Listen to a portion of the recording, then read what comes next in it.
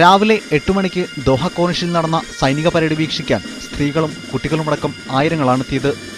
രാജ്യത്തിന്റെ സൈനിക കരുത്ത് വിളിച്ചോതിക്കൊണ്ട് വിവിധ സേനാ വിഭാഗങ്ങൾ അണിനിരന്ന പരേഡ് ഒരേ സമയം കരയിലും കടലിലും ആകാശത്തും ദൃശ്യവിസ്മയം തീർക്കുകയായിരുന്നു. ദേശീയ ദിന പരേഡിലും അഭ്യാസ പ്രകടനങ്ങളിലും മുൻവർഷത്തേക്കാൾ കൂടുതൽ പുതുമകൾ കാണാനായി. ഓരോരോ ബറ്റാലിയൻ തന്നെ കൂടുതലായിട്ടാണ് ഇത്തവണ കാണുന്നത്. എല്ലാ വർഷത്തിലും ഓരോരോ പുരോഗമനം ഉണ്ട് എന്നുള്ളതിൻ്റെ ഏറ്റവും വലിയ തെളിവാണത്. ആഘോഷങ്ങളുടെ മുഖ്യവേദിയായ കോർണിഷിലേക്ക് പുലർച്ചെ മുതൽ തന്നെ സ്വദേശികളും പ്രവാസികളും കൂട്ടത്തോടെയാണ് എത്തിയത്. ആഘോഷ ചടങ്ങുകൾ നേരിൽ കാണാൻ കഴിഞ്ഞതിന്റെ സംതൃപ്തിയും ഇവർ മറച്ചുവെച്ചില്ല. നല്ല പരിപാടി, അതും ഇത്രയും ലൈവായിട്ട് അടുത്ത് നിൽക്കാൻ നമ്മുടെ രാജ്യത്ത് പോലും പറ്റില്ല. അതും ഇത്രയും സൗകര്യം ഗവൺമെൻറ് നമുക്ക് ചെയ്തു തരുന്നു. പിന്നെ വിദേശികളെല്ലാം സ്വന്തം ഒരു പ്രോഗ്രാം പോലെയാണ് എടുത്തിരിക്കുന്നത്.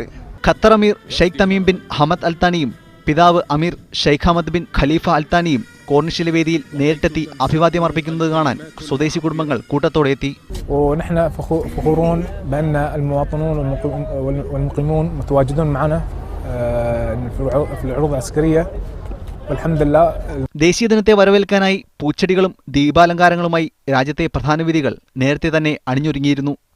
ദോഹ കോർണിഷിൽ രാത്രി നടക്കുന്ന വെടിക്കെട്ടോടെയാണ് ഈ വർഷത്തെ ആഘോഷ പരിപാടികൾക്ക് സമാപനമാകുക. ഗൾഫിലുടനീളമുണ്ടായ സാമ്പത്തിക പ്രതിസന്ധിയും അതേ തുടർന്നുണ്ടായ ചെലവ് ചുരുക്കൽ നടപടികളും ഖത്തർ ദേശീയ ദിനത്തിന്റെ ആഘോഷ പരിപാടികൾക്ക് ഒട്ടും മാറ്റു കുറച്ചില്ല. ദോഹയിലെ കോർണിഷിൽ നിന്നും മുജീബ് റഹ്മാൻ, മീഡിയ 1.